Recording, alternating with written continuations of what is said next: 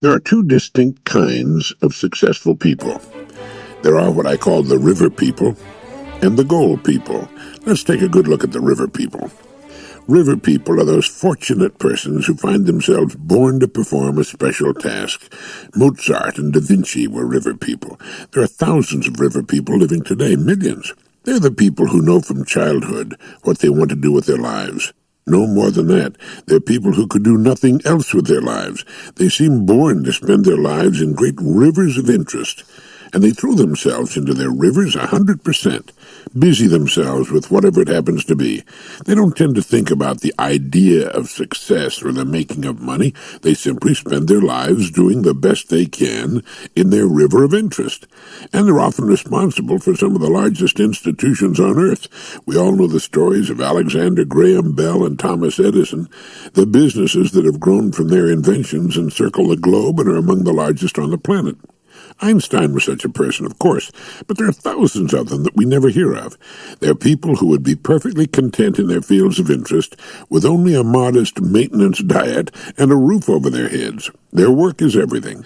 But because they usually render a very valuable service in the performance of their work, be it in the arts or sports or commerce, they're usually well rewarded for their efforts, though they may struggle for years before recognition comes to them, and sometimes success comes to them at a very early age. The old motion pictures keep coming back on cable television. Recently I caught a glimpse of one that starred Mickey Rooney when he was a boy of perhaps 13 or 14. Long before that, he was a seasoned vaudeville and motion picture veteran. He was a natural, as they say. He took to show business the way Mozart took to music, or Edison to tinkering and invention, or Lindbergh to flying. Today, Mr. Rooney is a distinguished actor with the facility to do comedy, tragedy, or musicals with equal ease. He's been a show business phenomenon since childhood. Success is something Mr. Rooney didn't have to worry about. He has a river of interest that has entertained millions and will go on entertaining millions for many years to come. George Eastman was another with a great river of interest that found expression in the Kodak camera industry. And there was Birdseye and frozen food, Hershey and chocolate, Ford and the automobile. The list goes on with the great worldwide organizations that grew from a single person with a consuming river of interest. Walt Disney's a good example, and I'm sure you can think of many more.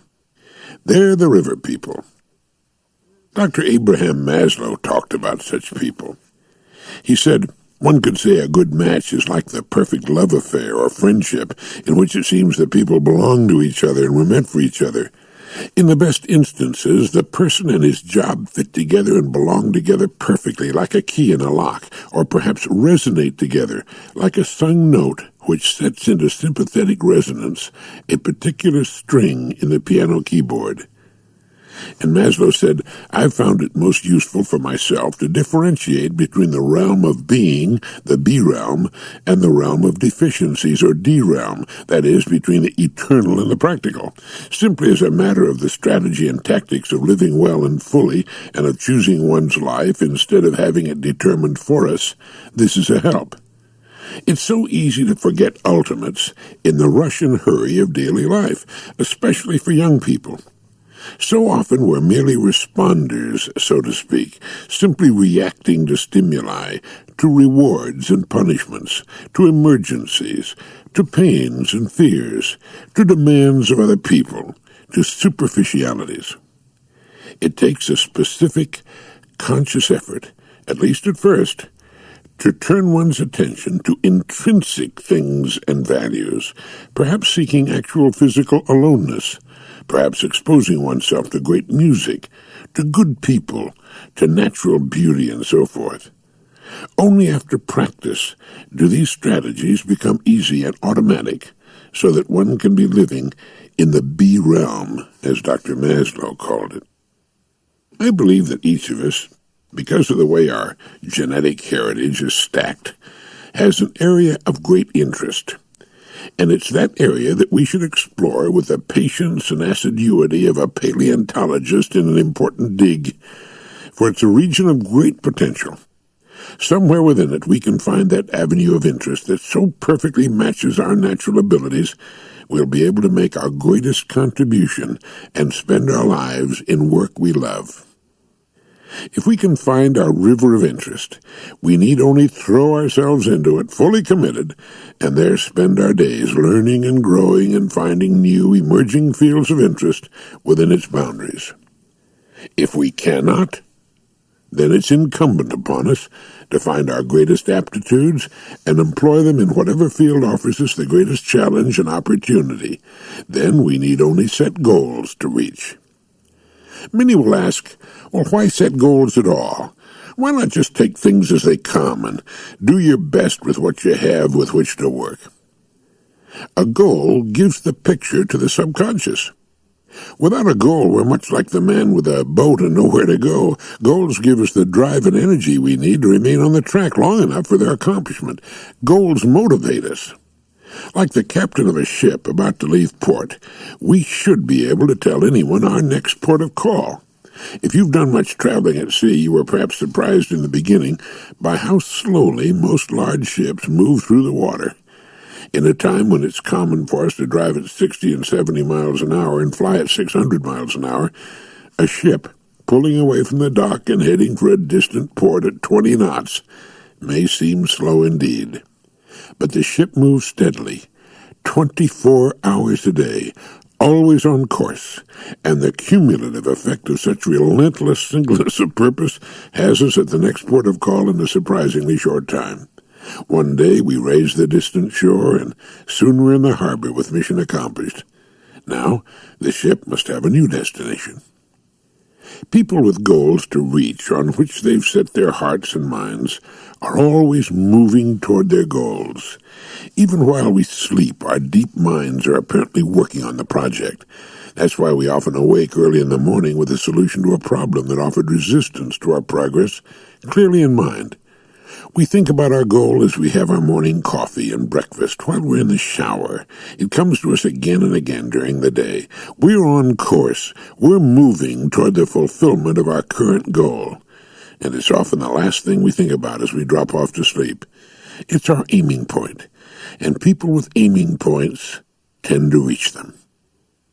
It's astonishing how people with goals tend to live longer than people without them. It's as though they can extend their lives simply because they still have something to do. It's the interest that seems to lend vitality and energy to their lives, and when they do come to the end of their lives, they're caught up in full stride, fully alive, and still moving toward a new, interesting port of call. An old ship has visited successfully thousands of ports of call. There have been storms and breakdowns, delays when they've had to anchor offshore for a while, but the life of the ship has been one of one success after another. That's the way goal-oriented people spend their lives. Each goal, successfully reached, finds them better equipped and with more experience to set the next one. So goals for such people tend to ascend in stair-like fashion, each one a bit more demanding and fulfilling than the one before. In a few years, they find themselves accomplishing with surprising ease goals that would have been impossible when they began their hegira into the future. Yes, as old Cervantes wrote, the journey is better than the inn. The journey toward the meaningful goals of our lives lead us into new areas of interest and the most surprising kinds of synchronicity. Quite often, if we read a story with the kind of coincidences that are often a natural part of a goal-oriented person's active life, we'd put it down while muttering impossible. But astonishing as it may seem, that kind of synchronicity becomes an active part of the goal-oriented person's life. The right people seem to show up at just the right time. Situations suddenly change, opening yawning chasms of opportunity where before there were none.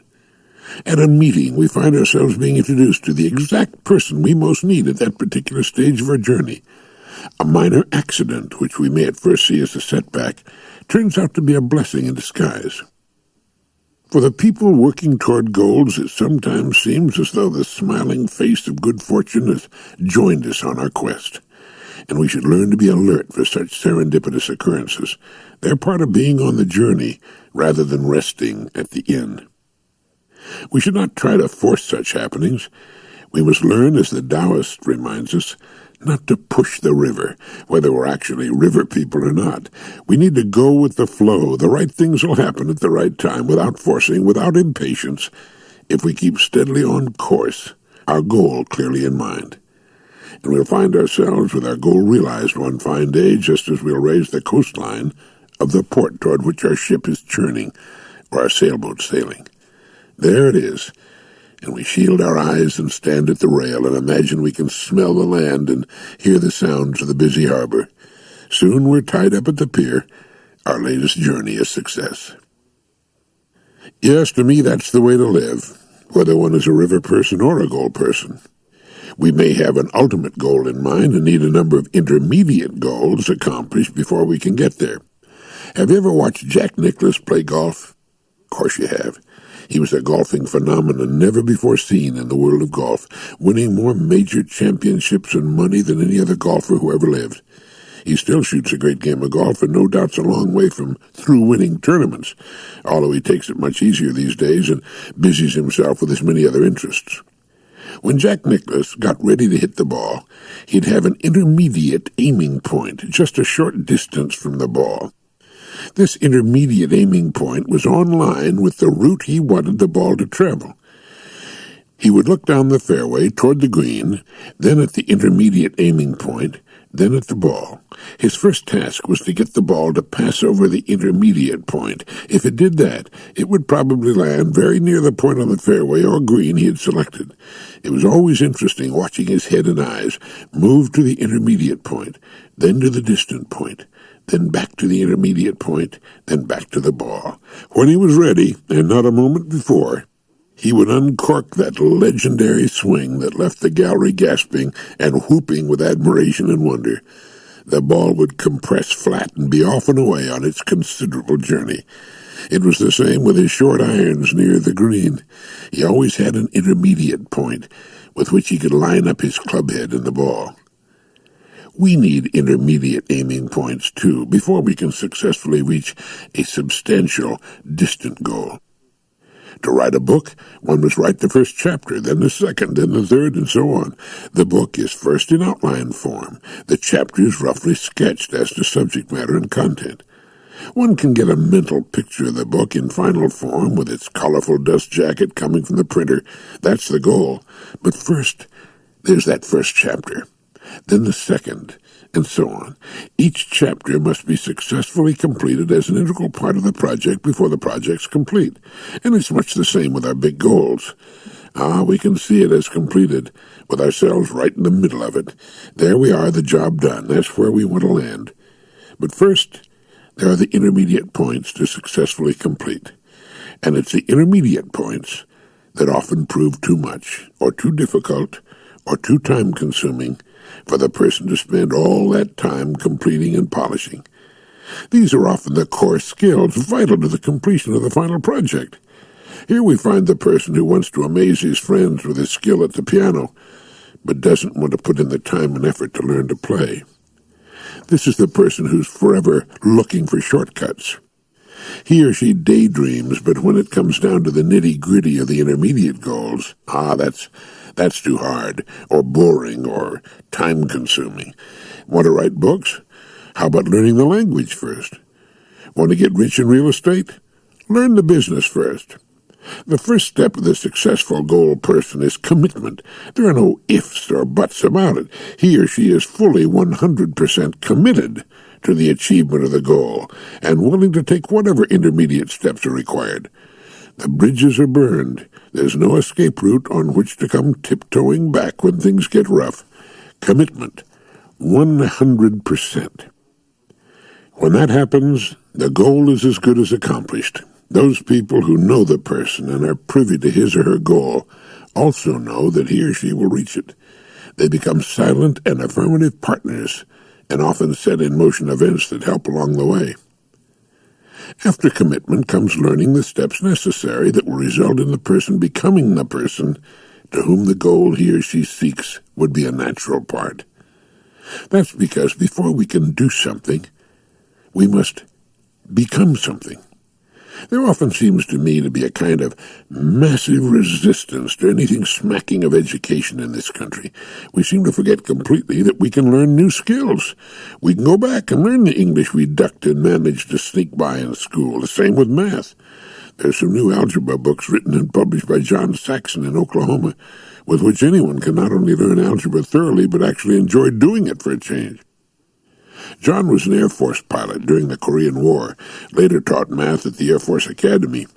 When he retired to his home in Oklahoma, still a young man, he decided to teach in the public schools, but found the textbooks being used so filled with jargon and nonsense the students were neither learning the subject nor enjoying it. Well, he wrote new textbooks, and the results with students all over the country have been nothing short of inspirational. If you flunked out of algebra, for example, you can get John Saxon's textbooks and learn it in your own home.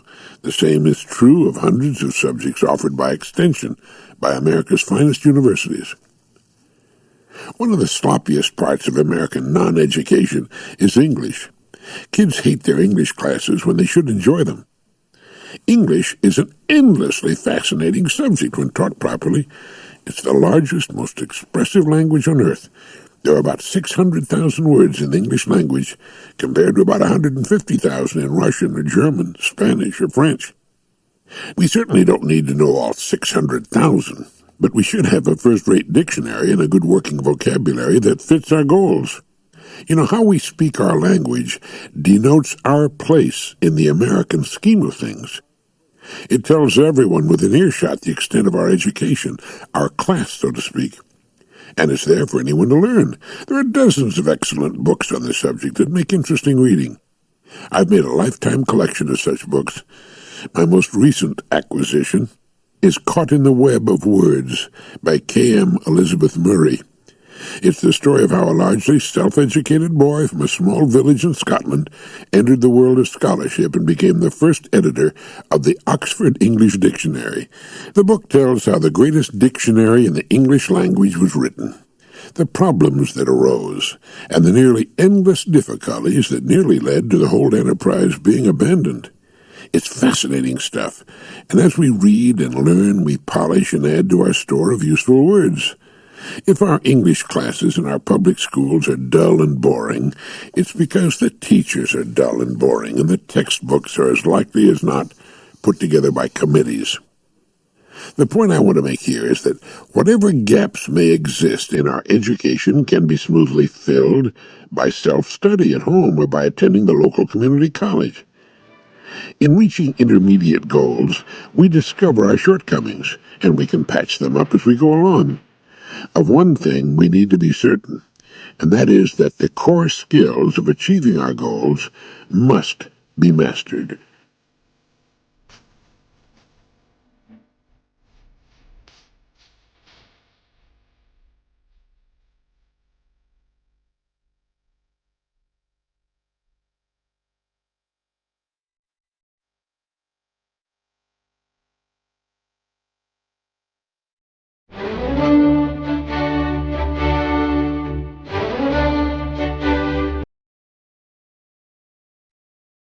The human drive to work and participate in society is a most interesting thing to observe.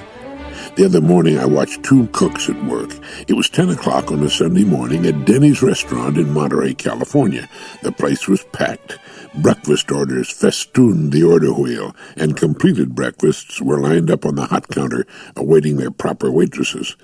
The cooks worked fast and efficiently, their concentration absolute as they served up hot pancakes, eggs, bacon, sausages, ham, toast, English muffins, biscuits. No one could work faster with such efficiency. No two orders were exactly the same.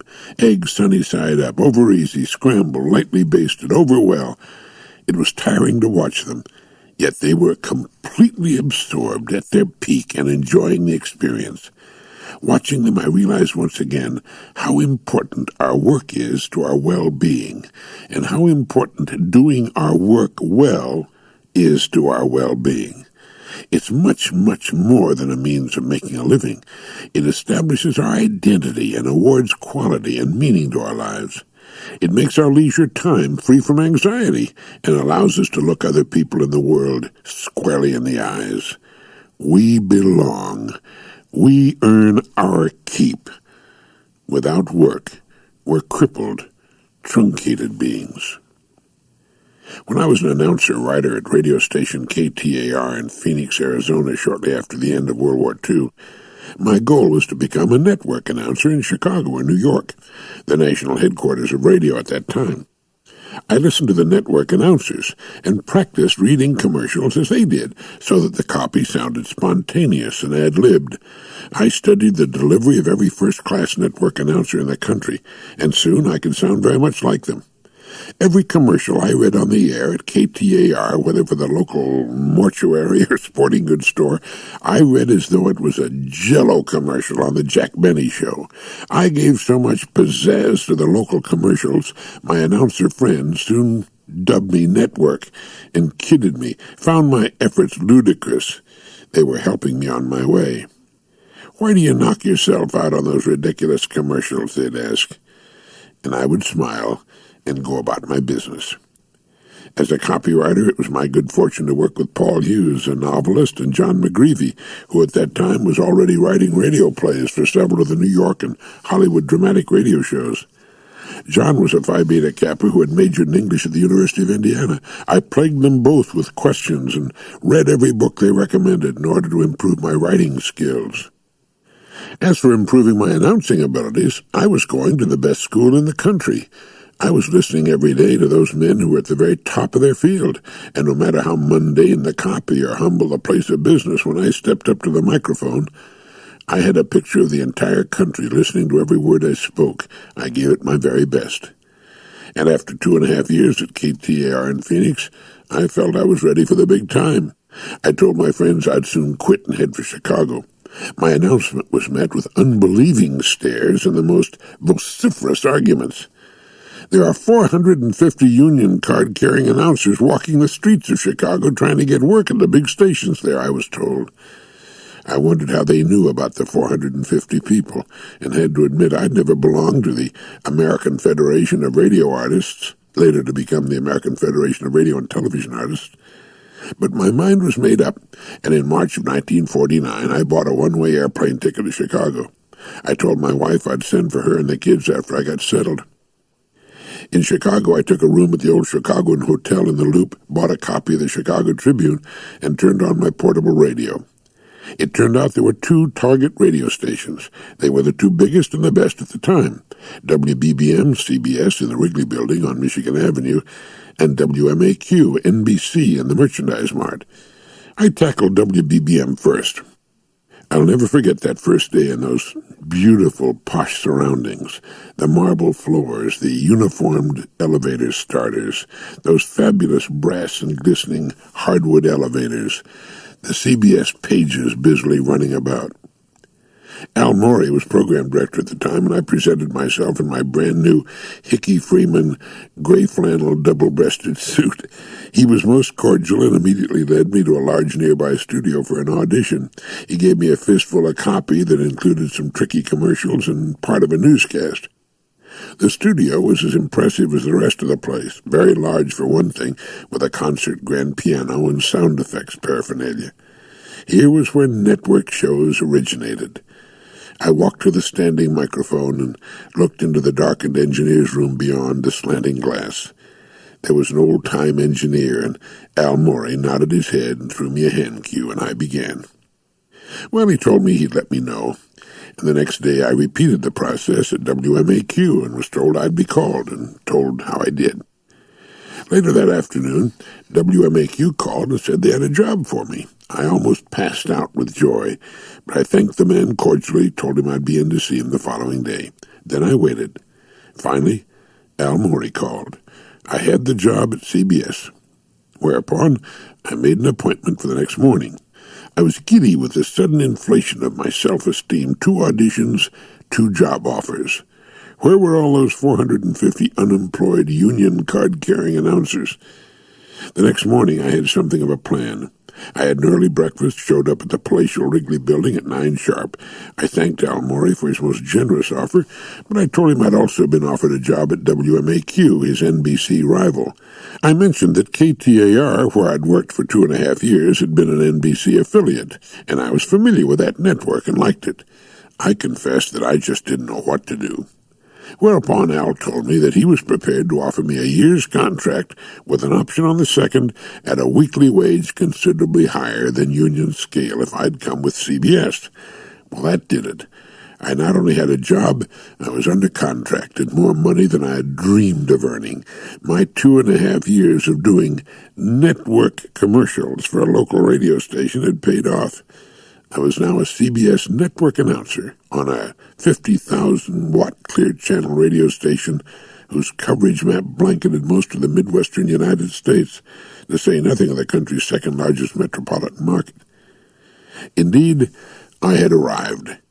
I was a passable writer, and I could hold my own with any announcer in the country. I was off and running. My preparation had paid off. Later, I took a 2-year course in creative writing from Professor W.S. Campbell, the first Rhodes Scholar from Oklahoma at the University of Oklahoma. It was my understanding that Dr. Campbell's class at OU turned out more successful, money-making writers than any other writing course in the country. It certainly worked for me.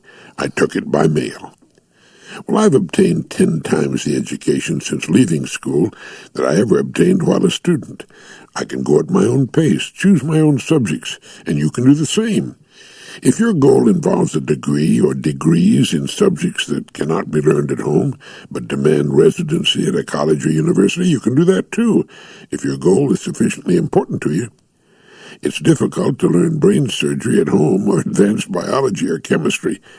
For many subjects, only attendance for the required time will do, but the years will pass anyway, whether you prepare for your compelling goal or not, so why not go to work on it? Our education should end only when we do, and the process of education can be endlessly fascinating. We're never without something interesting to do, new books to order and read, new projects to undertake. We can become teachers if we like, and pass our enthusiasm and skills on to others similarly inclined. So whether you're a river person or a goal person, keep studying your specialty. Go to meetings and conventions on the subject if you feel they'll help. Soak up all you can. Participate in any way that you can. Become involved, but leave plenty of time to work toward your goal. Don't become so bogged down in various service activities that you don't have time, the important core time, to devote to your journey. I recall many years ago I was invited to join a writers' club. The club met once a week for lunch, at which time various writers were discussed or appeared to give a talk. I made such a talk myself, after having been a member for a few weeks. I told them the club was apparently for people who wanted to talk about being a writer, so I dropped out. I was a real writer. I wrote for a living. The people in the so-called writers' club were dilettantes, not writers. They wanted to talk like writers, talk about writing, and rub shoulders with writers. But the mornings did not find the seat of their pants at the typewriter. They wrote, in quotation marks, for their own amusement when the mood struck. Perhaps it's well that they wrote for their own amusement, because I don't think anyone was about to pay for what they wrote. They should have taken Ernest Hemingway's advice: write as well as you can and finish what you begin. Don't let club memberships get in the way of your work, whatever it is. Your time can usually be put to much better and much more interesting use. I believe that most goal people should never retire. Keep setting new and interesting goals as long as you live. Dr. Einstein, after a life of unprecedented achievement, was working on his unified theory when the end caught up with him. That he failed to complete it isn't as important from his standpoint as the fact that it kept him fully interested until the last day of his life. Once a goal person has achieved a major goal, quite often in his late 50s or 60s, there's often a tendency to quit, to retire. With the last goal a fait accompli, we no longer have a compelling, consuming interest. Our work has been done. Unless we've lived a well-balanced life and found many interests outside our work, We can, upon the completion of a major goal, find ourselves sinking into depression with a sudden awareness of our mortality. Unless a new interest is found or a subsidiary interest as an offshoot of the goal just completed, we can find ourselves settling down in apathy and boredom, and it can be fatal. It can take years off our life, years that might otherwise be enjoyed to the fullest. This never happens to the river person. The river person never runs out of interest, for his or her river flows on forever and will go on flowing after he or she is gone. But for the goal person, it's something to be aware of, something to watch. Without a new goal toward which to direct his or her significant energies and dedication, the person can become disoriented and disillusioned, casting about this way and that for something interesting to do. So if you're a goal person, keep your want list updated. After all, our goals are nothing more than our wants, specified and targeted. If you find you have difficulty in settling on a goal of real interest, make out a want list. Write down everything you want very much, everything you'd like to see become real in your life. When making the list, you needn't worry about a hierarchy of wants. Just list them as they come to you, whatever things and conditions you want to bring about in your life. Be as specific as possible. Avoid ambiguous descriptions. The better able you are to clearly define your wants, the clearer they become to you, the more easily you can focus on them. After you've completed your list of wants, then put them in their order of importance to you. Do that on a clean sheet and number them in the order of their importance. Then make the number 1 item on your list your current goal. When that's been achieved, move on to number 2 and so on. And as you progressively achieve your wants or goals, new wants will come to you. They'll come quite naturally from the achievement of the others. Write them down in their proper place on your want list. Keep your want list to yourself, or, if you like, share it with your spouse. Perhaps in this way you can have joint wants. Perhaps you should have separate want lists, for each of you wants different things as well as to share major family goals. Someone once wrote, "The American people can have anything they want. The trouble is, most of them don't know what they want." Well, it's true.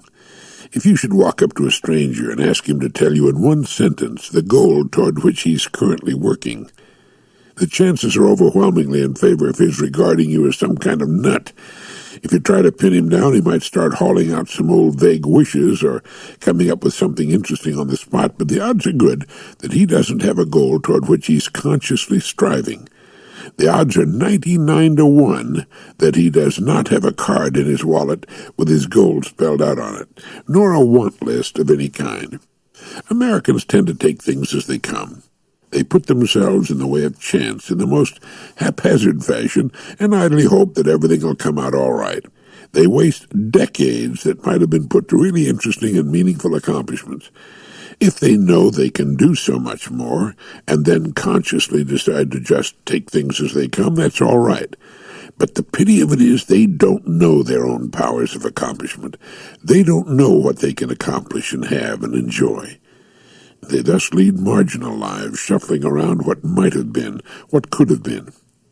Perhaps in the overall scheme of things, that's the way it works best. It's certain you and I aren't going to do a great deal to change it. The way it is, there's someone to fill every job, no matter how unpleasant and unrewarding it might seem, and in such out-of-the-way places that the mind boggles when thinking about some of them. There are no river people there, nor gold people, just people dutifully plugging all the holes so that the vast machine starts on time and ends on time and everything gets done. The little boy is taken to the barber for his first haircut in a small town in eastern Oregon, and a businessman puts his shoes to be shined in the plastic bag provided and hangs the bag on his hotel doorknob in Irving, Texas. The boy gets his first haircut, and the shoes are nicely shined when taken from the plastic bag next morning. Everything works to perfection, with everyone in place to do what needs to be done. It's astonishing and miraculous and wonderful. Emerson's flywheel of habit that keeps everything from falling apart. Look at the teeming people in New York City, and every one of them is eating 3 meals a day and sleeping in a warm and comfortable bed at night. And the police keep the balance of power from getting completely out of hand, and the subways have their modem, and the taxis their drivers, and the offices high above the street noise with the deep carpeting and the Honduras mahogany paneling and the hushed whisper of air conditioning are properly peopled also. The limousines vie for space with the taxis, cars and buses, and everything works. The mail's delivered, the food prepared at Horn and Hard Art and at the Howard Johnson Restaurant and Inn on Treasure Island, Florida, there by St. Petersburg. And in Key West, the charter captain readies his sport fishermen for the day. On death row, a prisoner waits for the morning when he'll be escorted to the gas chamber. The escort will be there, and there'll be the proper attention to the various details, and a man's hand will turn the handle that drops the cyanide tablets into the acid. There will be a human hand to perform every job that needs performing that day and the day after, and the president's breakfast of orange juice, poached eggs, and toast will be prepared and served, and a cracked sewer line will be repaired in Compton, California, while in the chilled operating room of Stanford University Hospital, 400 miles north, a defective and regurgitant aortic heart valve is being replaced with the heart valve of a pig, and it'll work without fail or fatigue for the long, interesting life of the patient who would have died 20 years earlier without it. Some of them are river people, and some of them are gold people, but most of them are neither, and they're doing their jobs quite satisfactorily and taking home the weekly paycheck. Something tells them that it's all worth the effort, that there's a reason for living out their lives. And when they die, no one exactly like them will ever again appear on the planet Earth. They will have served and have been served by the rest. It's a most interesting phenomenon.